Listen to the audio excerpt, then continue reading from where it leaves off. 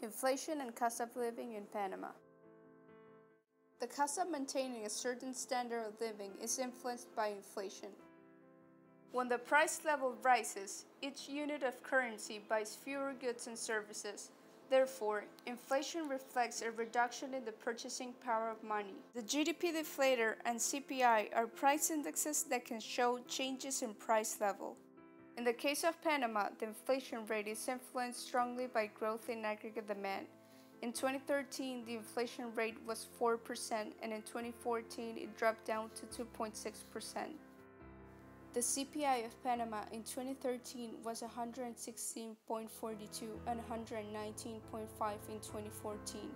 Figures show that prices are still increasing but at a slower rate because the rate of inflation has slowed down.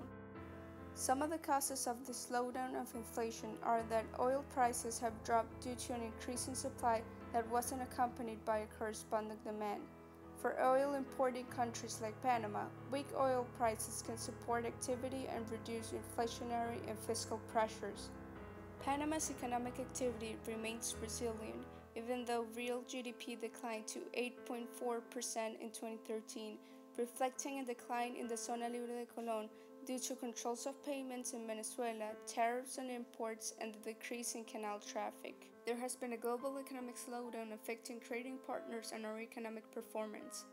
The cost of living reflected by inflation is moderating, in part due to the decrease of food and fuel prices, but remains higher than in trading partners because of strong domestic demand.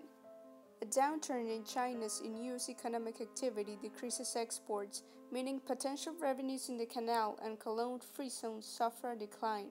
Over the last 5 years, unemployment has been decreasing, putting upward pressure on wages and inflation. There have been 2 minimum salary raises, one in 2012 and the other one in 2014.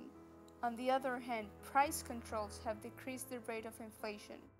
One of the things that increased aggregate demand significantly was public investment along with foreign direct investment. Government expenditure was 26.6% of GDP in 2012 and 27.5% in 2013. It's important to notice that the expansion of the Panama Canal may represent a large step in the short term, but it enables trade to be potentially increased in the long term. Some policy implications would be to improve training, education, and health, to create more job openings, better social conditions, increase productivity, and improve living standards. Investment in human capital would raise productivity and the economy's potential output, enabling Panama's economy to grow significantly.